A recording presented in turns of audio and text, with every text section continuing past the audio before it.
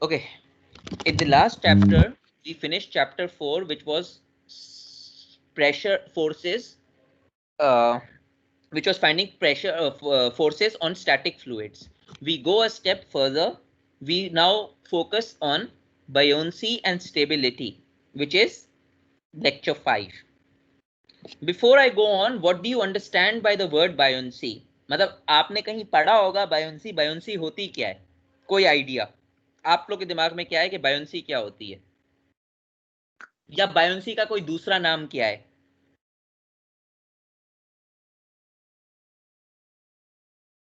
जी, कोई भी idea? Balancing material sir, हम्म, balancing material जो वाटर में होता है, जिसमें डेड हाँ बॉडी होती है, हाँ पानी सही है, वगैरह। कोई भी बॉडी हो सही है। मतलब बायोंसी काउंटरएक्ट किस चीज को करती है, बायोंसी फोर्स लगती क्यों है? अपवर्ड और डाउनवर्ड फोर्सेस की तरफ से होती है, जो बैलेंस करती है। कौन सी डाउनवर्ड फोर्स होगी? आप जैसे थ्रस्ट डाउन होती है वो मतलब अपवर्ड, मतलब उसको ले आती है, जो नहीं नहीं, जो मैंने मान लिया, आप बात सही कर रहे हो, अपवर्ड होती है। बायोंसी का दूसरा नाम अपथ्रस्ट होता है। मगर ये फोर्स कोई वजह से लगती है ना। अगर आप न्यूटन का ही लॉ लो, तो one of Newton's law is for every action there is an equal but opposite reaction. यही बात है ना। ये अपवर्ड लग रही है कोई डाउनवर्ड फोर्स की वजह से। आपको क्या लगता है कि ऐसी कौन सी डाउनवर्ड फोर्स है जिसकी वजह से लग रही है? One of the downward forces. अगर मैं कोई बॉडी को पानी में रखूं, तो कोई डाउनवर्ड फोर्स बताएं उस बॉडी के ऊपर। सर वेट होगा। वेट। तो ये वेट को ही तो काउंटर एक्ट कर रही है ना। अगर वेट और वेट, अभी अभी मैंने आपको बताया कि वेट सेंटर ऑफ ग्रेविटी से डिस्प्लेस होगा। तो जाहिर सी बात है, अगर वेट नीचे जा रहा है तो उसको बैलेंस आउट करने के लिए एक बायंट फोर्स होती है। और बायंसी के अंदर भी दो तरह की कंडीशन होती हैं। एक तो आपकी बॉडी या तो फ्लोट करे, या तो आपकी बॉडी सिंक करे। अगर आपकी बॉडी फ्लोट कर रही है, इसका क्या मतलब हुआ? इसका यह मतलब हुआ कि आपकी जो बायोंसी फोर्स है वो आपके वेट से कम है, ज्यादा है?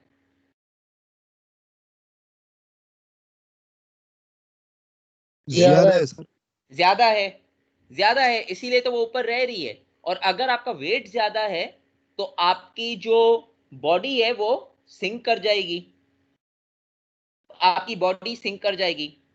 अच्छा, दूसरी बात, इसके अंदर कुछ फॉर्मूलेज होंगे, तो आपको उसके फॉर्मूलेज के अंदर मालूम होना चाहिए और चीजें मालूम होना चाहिए। वैसे ये बॉयंसी और वेट हैं क्या चीज?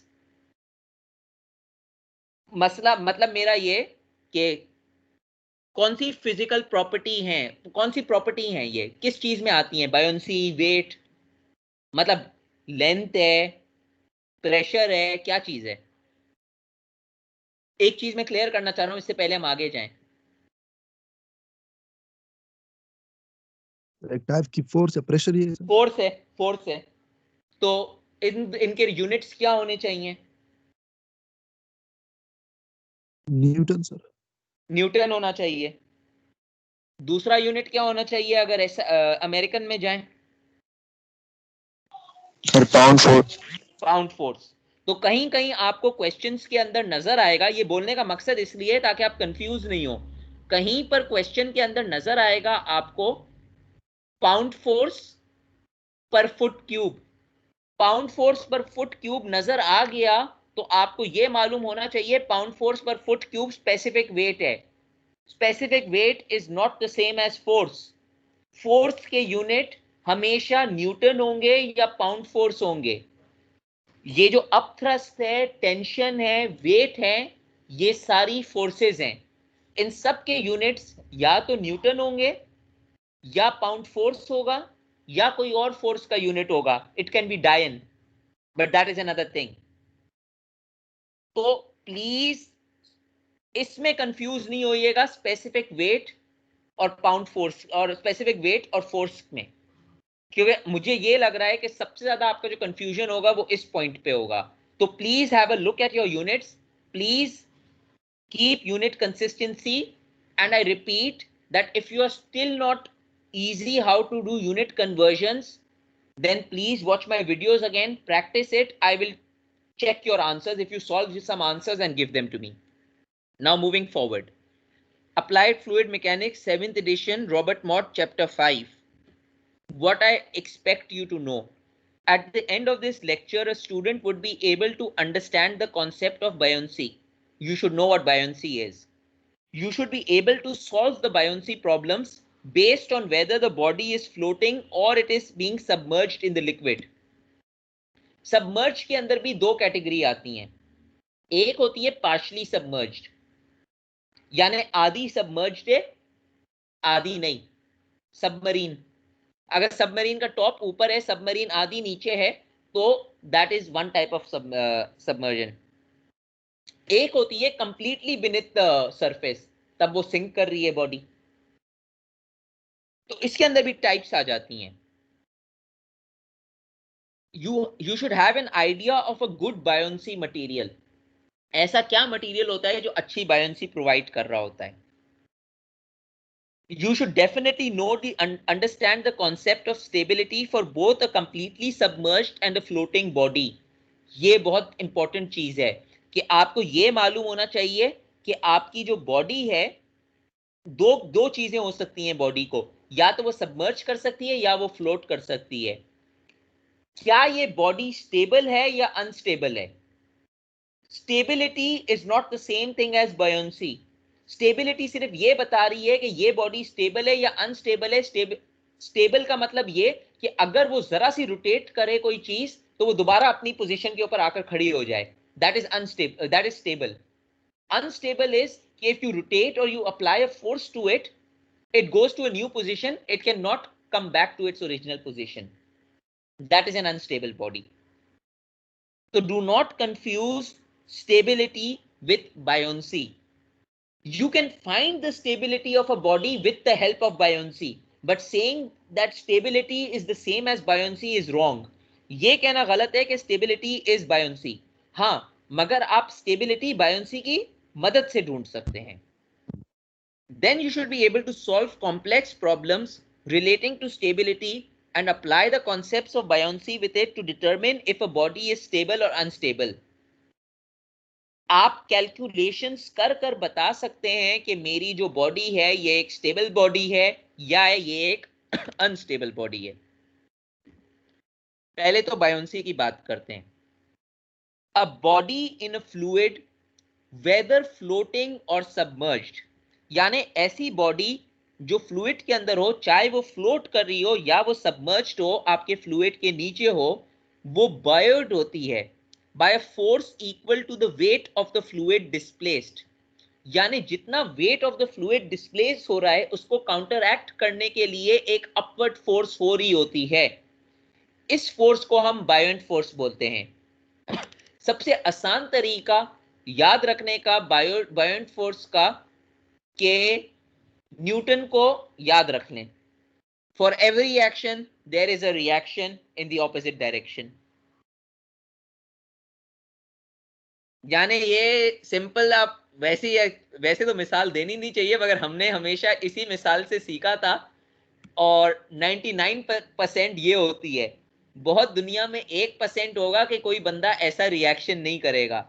बट लेट्स अज्यूम बैठे बैठे roll number 1 slaps roll number 2. आपको क्या लगता है रोल नंबर 2 रोल नंबर 1 को क्या करेगा? वो आप भूल जाएं कि मैग्नीट्यूड कितना होगा.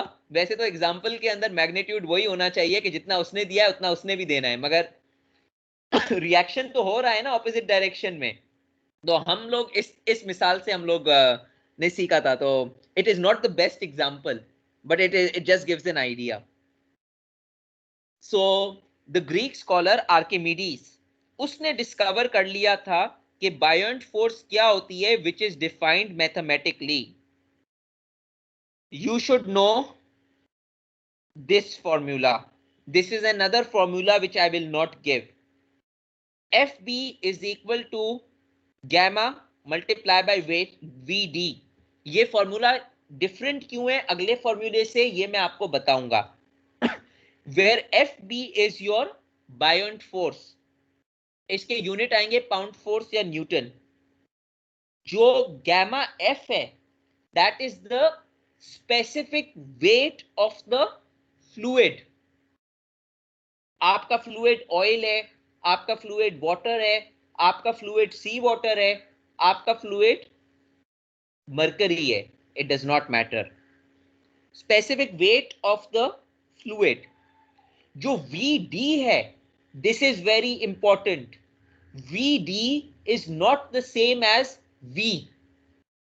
एक चीज होती है V, that is the total volume, entire volume of your body.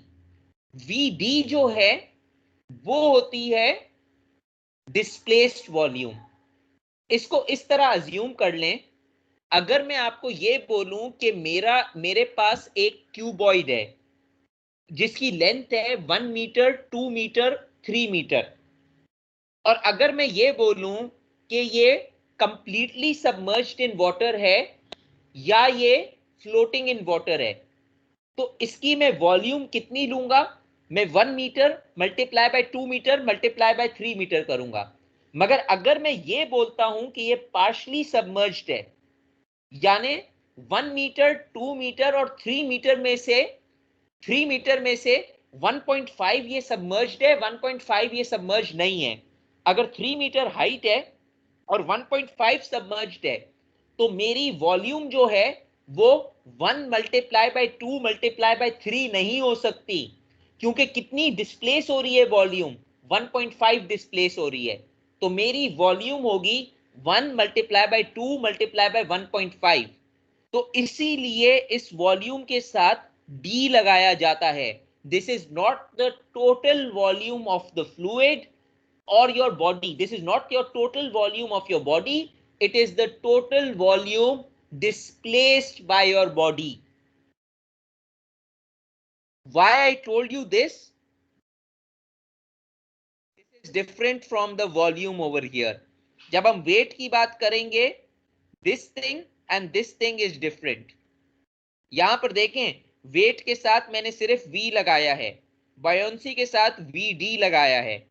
तो ये समझ आ गई आपको कि जितनी आपकी बॉडी डिस्प्लेस करेगी उतनी वॉल्यूम आप लोगे बायोंसी में।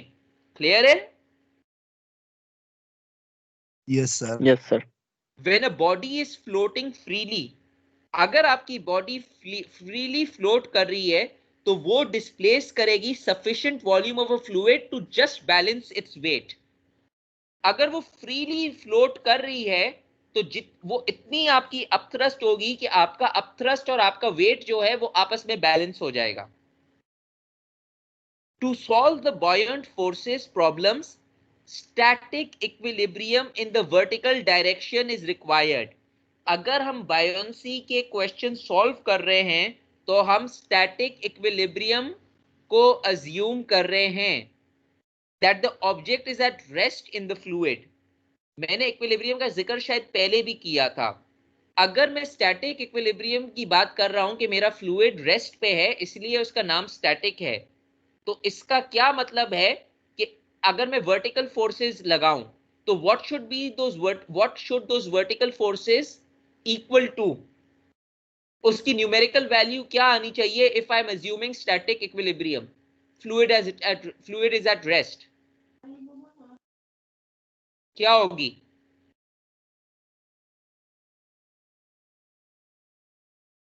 जी,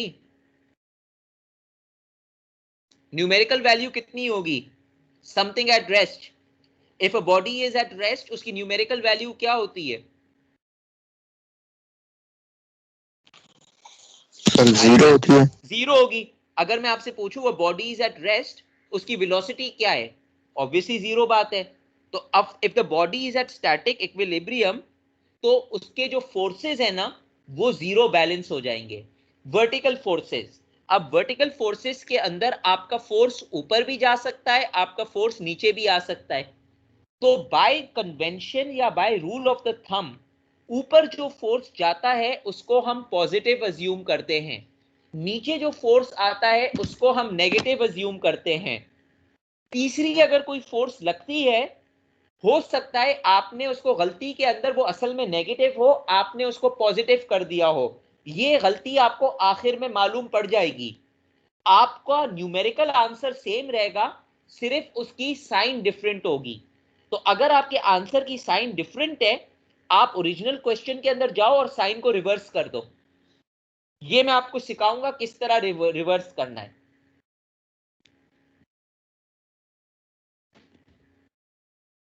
प्रोसीजर क्या होता है सॉल्व करने का बायोन्सी प्रॉब्लम्स का? सबसे पहले तो आप डिटरमिन कर लो object of the problem solution. Object क्या है?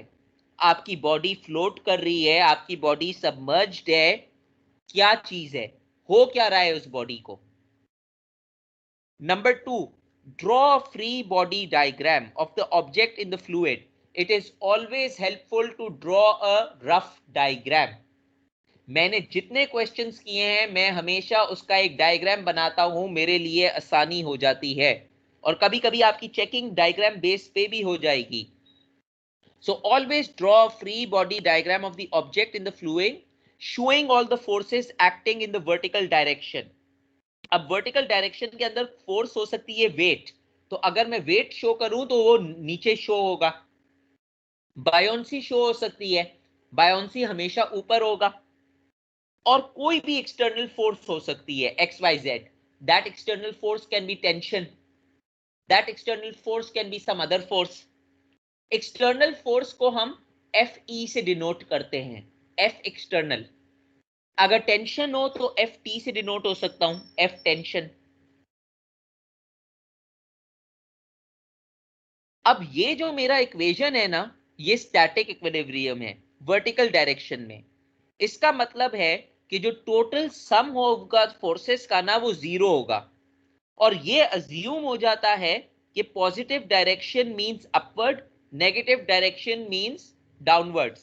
तो अगर मैं वेट को शो कर रहा हूं तो बाय कन्वेंशन मैं वेट को नेगेटिव शो करूंगा, क्योंकि वेट नीचे आ रहा है। मैं अपथ्रस्ट को पॉजिटिव शो करूंगा क्योंकि अपथ्रस्ट पॉजिटिव आ रहा है। मैं वेट को पॉजिटिव भी शो कर सकता हूं, मगर अगर मैंने वेट को पॉजिटिव शो किया तो लाजमी है मैं अपथ्रस्ट को नेगेटिव शो करूं। अगर नहीं करूंगा तो मेरा आंसर गलत हो जाएगा।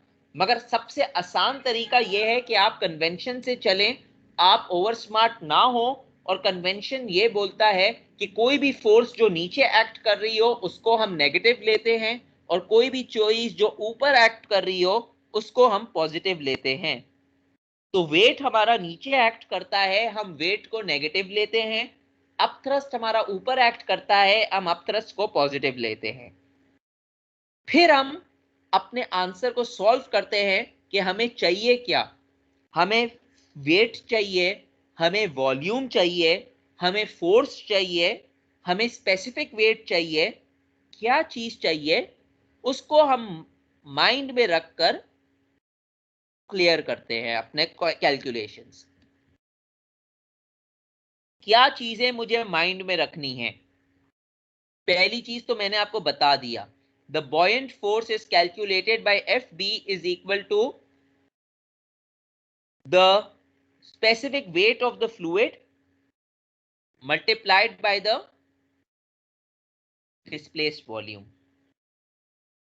उसके बाद weight of a solid object is the product of its total volume, यानी उस solid object की total volume। displaced volume की बात नहीं कर रहा हूं, उस ऑब्जेक्ट की वॉल्यूम की बात कर रहा हूं, total volume.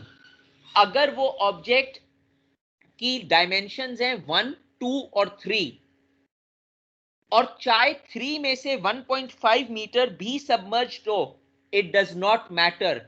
It does not matter चाहे 1.5 सबमर्ज्ड हो, चाहे 2 सबमर्ज्ड हो, चाहे 2.5 सबमर्ज्ड हो।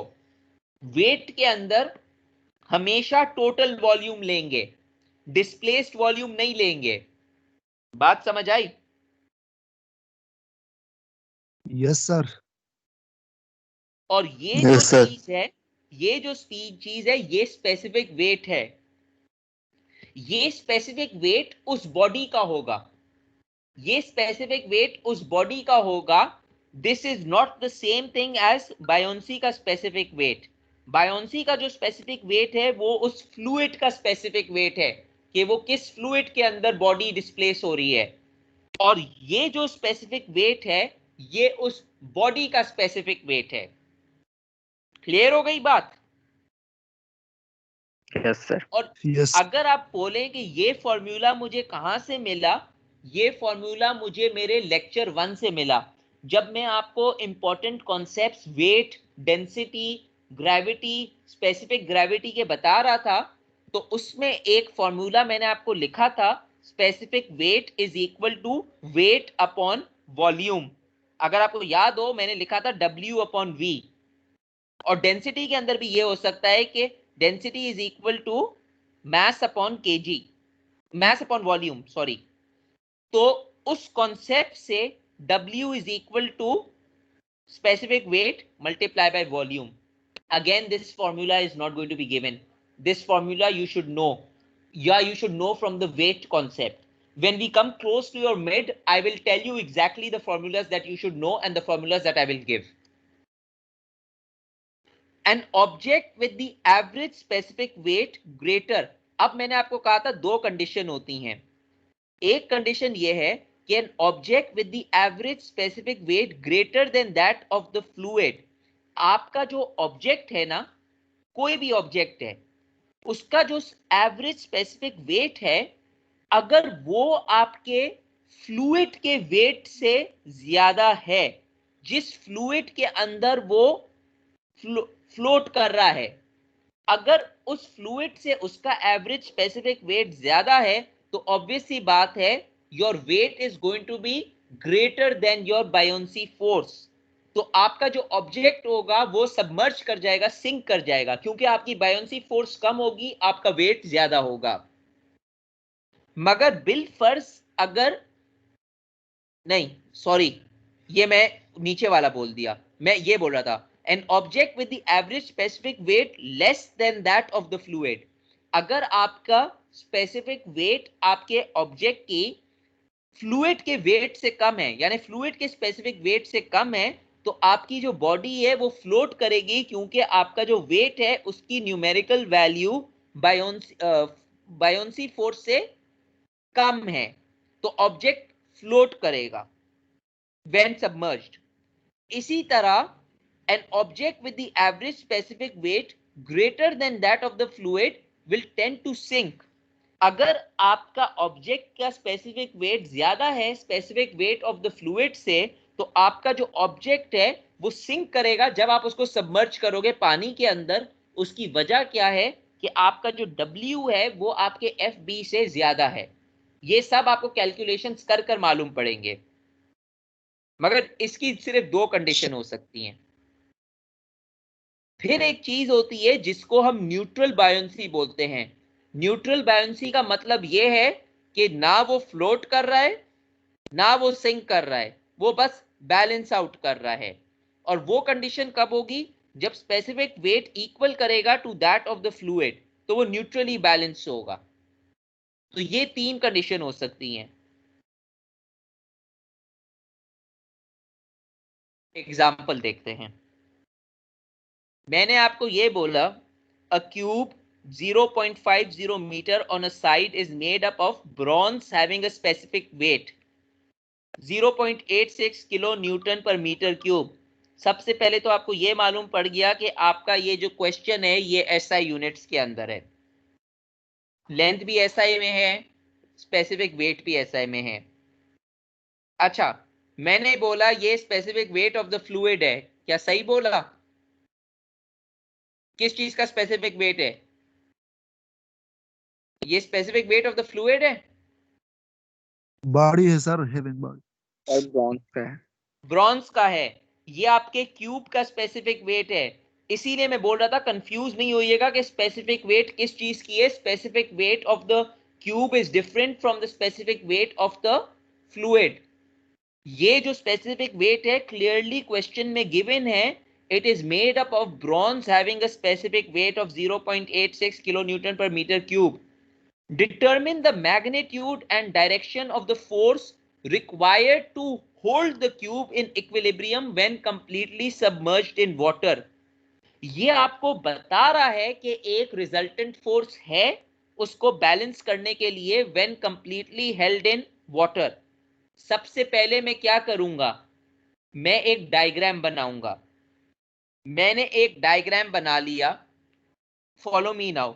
मैंने डायग्राम बना लिया कि मैंने एक सिंपल सा एक क्यूब बना लिया। अब इस क्यूब में एक जो फोर्स होगी वो मेरा वेट होगा, ओके, नो प्रॉब्लम। दूसरा जो फोर्स होगी वो एफ बी होगी, ऊपर की तरफ, ऊपर की तरफ एक फोर्स होगी जो जो बायोंसी होती है। अब ये बता रहा है कि कोई एक्सटर्नल फोर्स हो रही है जो इस क्यूब को इक्विलिब्रियम में रख रहा है, यानी एक थर्ड फोर्स हो रही है।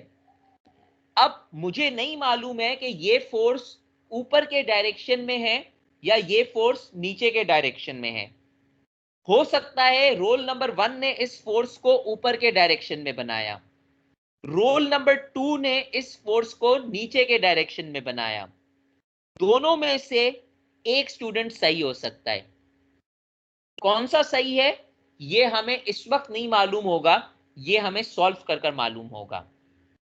लेट्स से मैंने क्या किया, मैंने अज्यूम कर लिया कि मेरी एक्सटर्नल फोर्स ऊपर के डायरेक्शन में है, तो मैंने एक फोर्स ऊपर बना दिया। अब मैं बायोंसी बैलेंस लगाऊं या वर्टिकल बैलेंस लगाऊं फोर्सेस के ऊपर। वर्टिकल बैलेंस इक्विलिब्रियम के लिए 0 होता है। अगर मुझे वर्टिकल बैलेंस लगाना है तो मैं ये देख सकता हूं कि मेरी दो फोर्सेस ऊपर हैं, एक फोर्स नीचे जा रही है। तो मैं सिंपली क्या करूंगा, बायोंसी फोर्स एफ बी ऊपर जा रही है plus some external force, I do not know that external force, वो भी ऊपर जा रही है।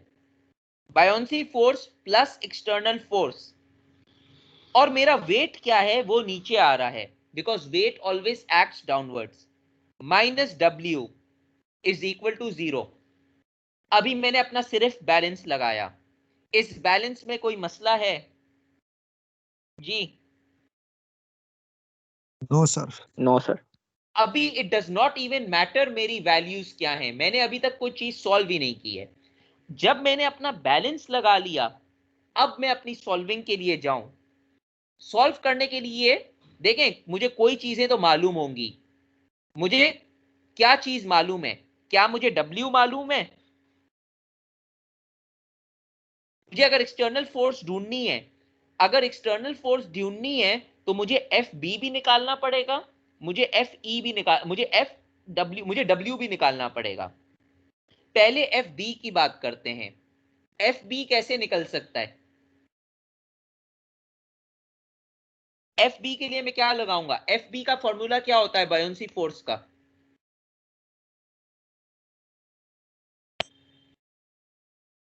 जी गामा ऑफ द फ्लूइड्स की हाँ, displace volume into displaced volume.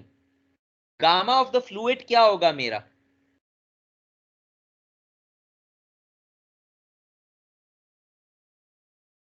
Zero 0.86। एक सेकेंड, यहां पर आपने गलती की। ये सवाल पूछने का ही मकसद ये था, इसीलिए मैं बोल रहा था कि वो gamma and gamma fluid is different. Question क्या है? अ cube on a side is made up of bronze having a specific weight of 0.86 kilo newton per metre cube. ये जो स्पेसिफिक वेट है ये आपकी बॉडी का है। यहां पर देखें, ये आपको बता रहा है when completely submerged in water, आपका फ्लूइड क्या है? आपका फ्लूइड इज वाटर। वाटर का स्पेसिफिक वेट क्या होता है एसआई यूनिट में? 9.81। 9.81। तो सबसे पहले तो आपने बायोंसी फोर्स ढूंढ ली। आपकी बायोंसी फोर्स होगी the specific weight of the fluid displaced, यानी 9.81 multiplied by the volume displaced. कितनी वॉल्यूम डिस्प्लेस्ड हो रही है यहां पर? वो आपको क्यूब की वॉल्यूम से मिल जाएगी। आपकी क्यूब की वॉल्यूम हो जाएगी 0.50 multiply by 0.50 multiply by 0.50। Volume of a cube is L cube. तो इससे मुझे मेरा बायोंसी फोर्स मिल गई जो मैंने स्टेप 4 में यहां पर कर ली। इसके ऊपर बाद में आते हैं। पहले ये वाला स्टेप आप इग्नोर करें, ये वाला स्टेप देखें। जब मैंने ये वाला स्टेप लगाया, volume of a fluid is 9.81 kilo newton per metre cube into 0.5 metre cube. ये मीटर क्यूब गया, ये मीटर क्यूब गया, मेरा आंसर आ रहा है 1.226, यानी मैंने 1.23 किलो न्यूटन लिख दिया। इस kilo Newton unit of force? Yes it is. तो ये मेरी बायोंसी फोर्स है। अब दूसरी चीज मुझे क्या मालूम करनी थी? मुझे वर्टिकल फोर्स मालूम करनी थी, यानी वेट मालूम करना था। वेट मैं कैसे ढूंढूंगा? वेट का फॉर्मूला क्या होता है जी?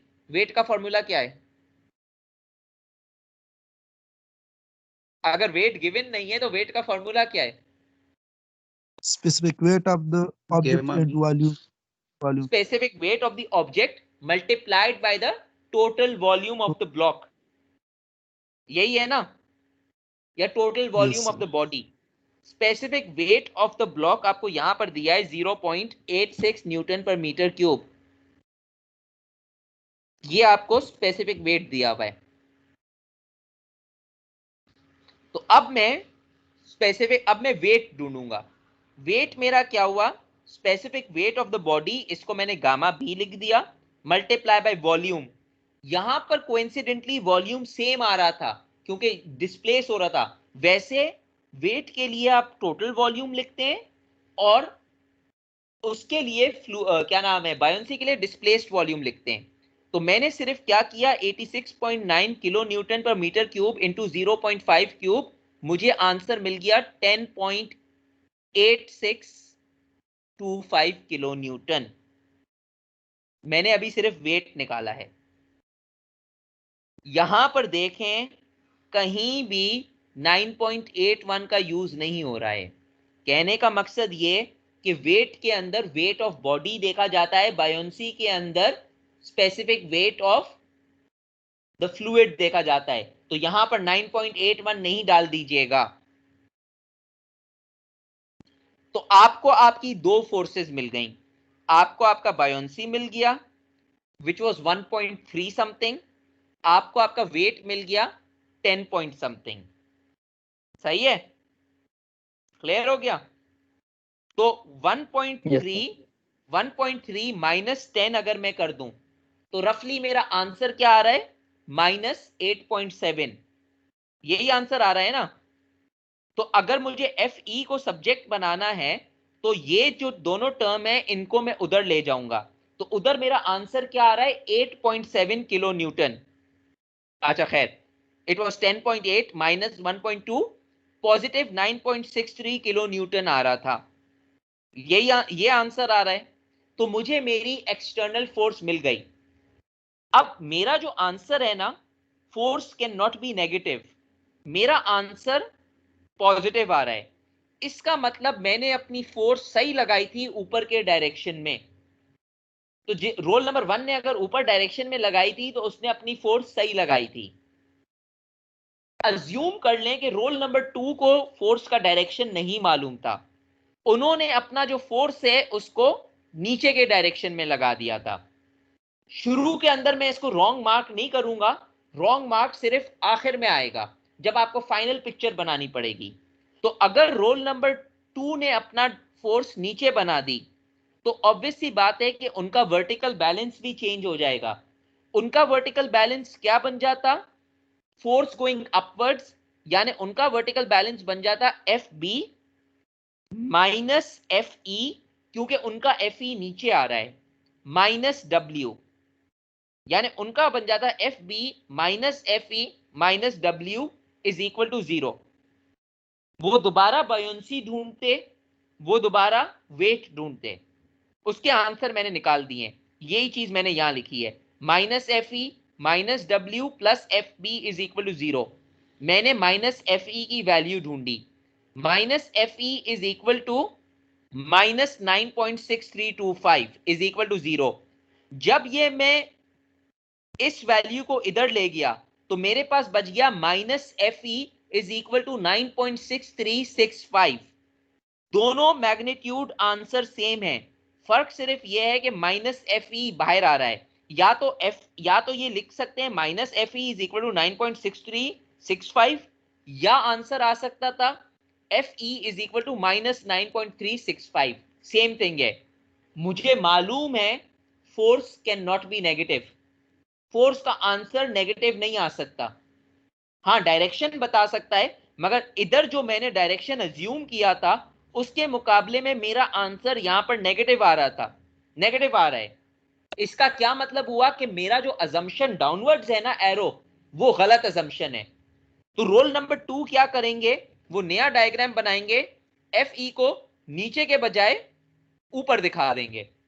तो जिसने पहले ही गेस कर सही गेस किया था उसको तो मसला नहीं है, उसको दोबारा नहीं बनाना पड़ेगा। जिसका नेगेटिव आंसर आ रहा था उसको उसका सिर्फ डायरेक्शन रिवर्स करना पड़ेगा। तो बेहतर तरीका यह है कि या तो वो पेंसिल से ड्रॉ कर फाइनल में उसको कर दे, या वो बाद में एक पॉइंट लिख ले, since my answer is coming in negative I have to reverse my direction for my external force. Numerical answer will be the same, so all he needs to do is he should reverse the direction upwards. ये था water के साथ। we will discuss mercury later, but did you understand this numerical? Yes sir. सही है, ये सबसे basic numerical है।